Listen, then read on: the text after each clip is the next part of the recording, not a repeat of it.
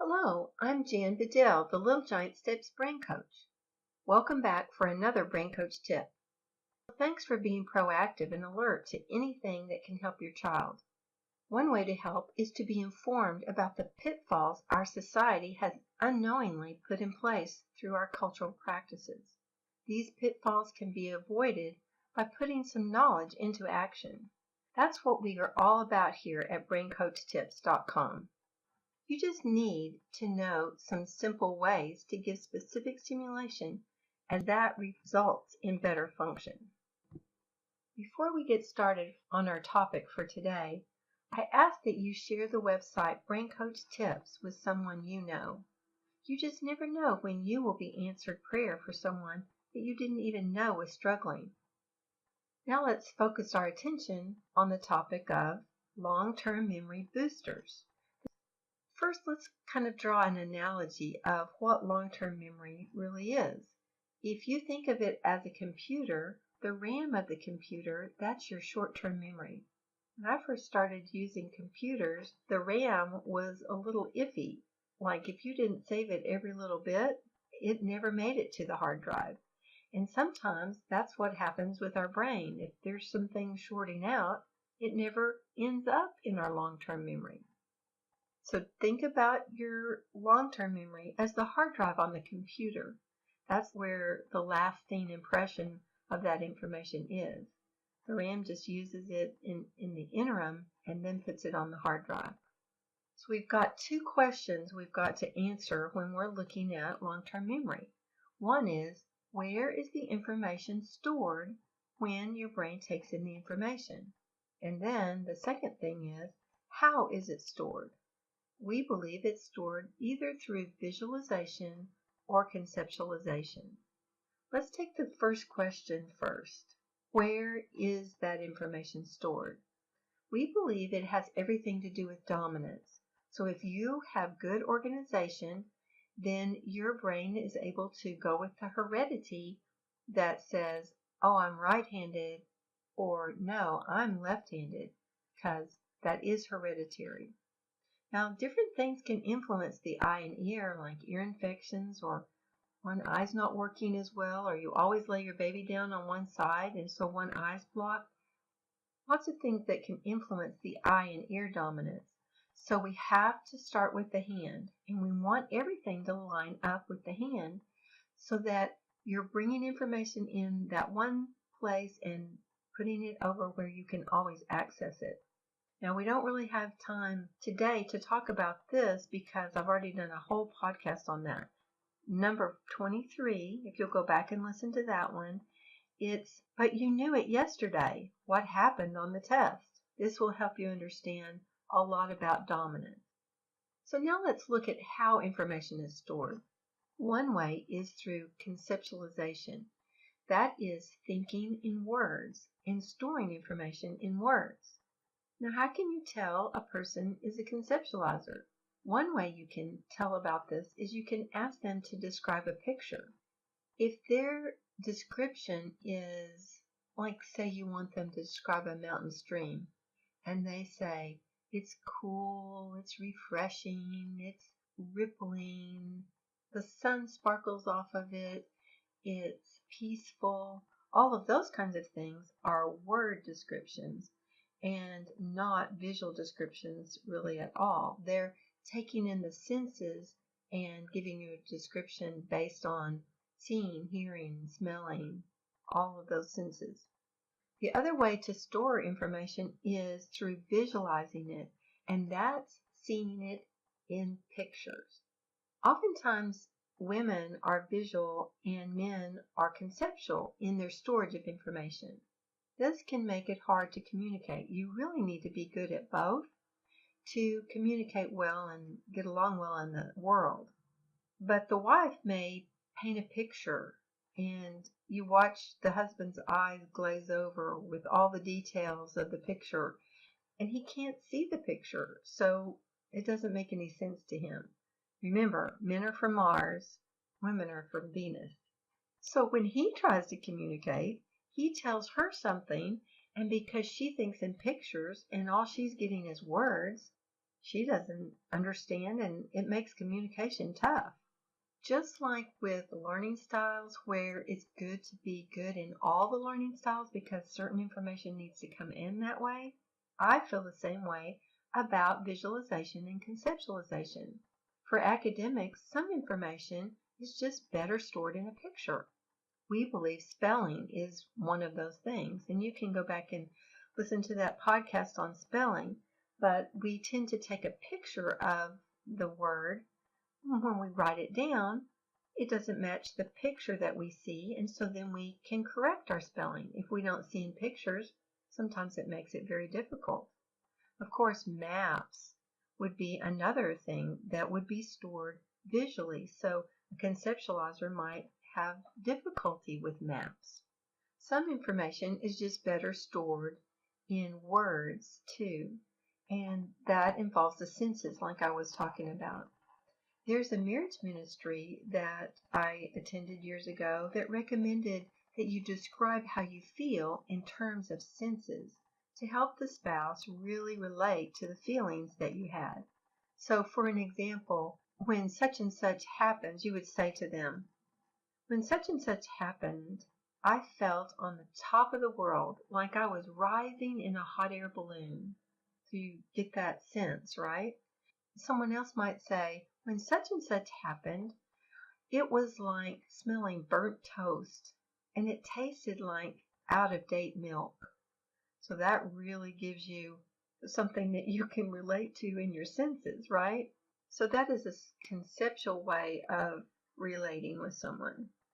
Now, what do we do about this? If you're a strong visualizer and you can't even imagine conceptualizing, what do you do? And vice versa. Let's start with visualization. One thing that you can do, this is seen in pictures. So one thing you can do is use visual discrimination cards. These can be found at littlegiantsteps.com. There's 12 different cards that look very similar. You hold up one large card and they have to find the match as quickly as possible. Now especially with the upper levels, level 7, 8, 9, and 10 that are objects, this is very interesting because there's a string of these objects, and to help with that visualization, you can hold the card up for just a few seconds, take it away, and not only are they using their visual memory, but also visual discrimination, helping them to see that string of objects as a picture. Something else that I really like to recommend for this is vocabulary cartoons. You can also find that at the Little Giant Steps store. There's one for grades 3 through 7, and then there's the SAT Prep 1 and Prep 2.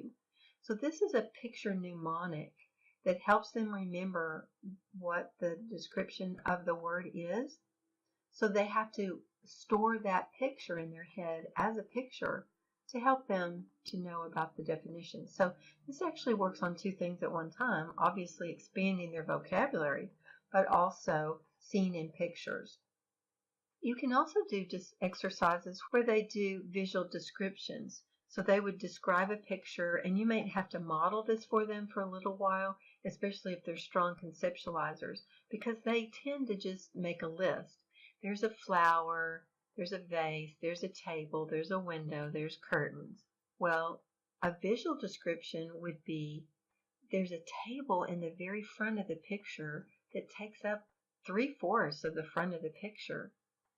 And on that table, there's a small vase with an orchid. It's just beautiful. It goes way up, and then the blooms are right at the top. And right behind that are windows that are open. They're paned windows, and the windows are thrown open, and the sashes are holding back the fluffy curtains. So you see actually the picture of what I'm talking about instead of just a list of what's in there. So that's a good way to work on visualization.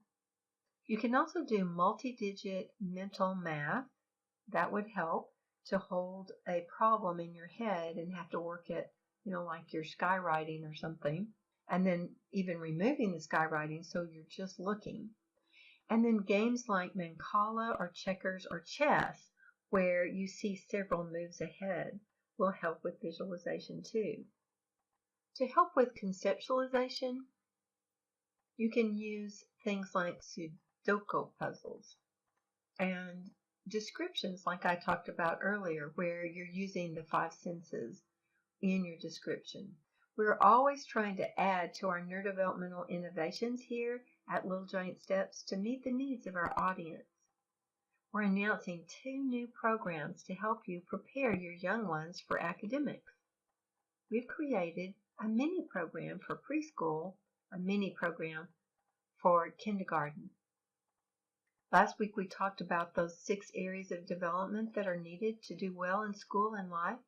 So each mini program will list activities that address directly or indirectly each of those 6 areas of development.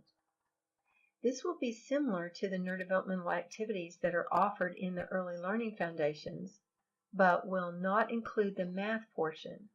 So if you just love your math curriculum and you don't want to change, you do want that neurodevelopment, instead of changing to early learning foundations level 1 for preschool and level 2 for kindergarten, you can use the mini program with the math that you have. These will include web training where all the activities are listed and they have a video that go with them so you know exactly what you're doing, and a tracking sheet that can help you know what you've gotten done toward your neurological efficiency. Each school year will be divided into 3 parts, and a different mini program would be used for each part of the year, so as to continue the progression through the brain development that needs to happen. That is all the time I have for today.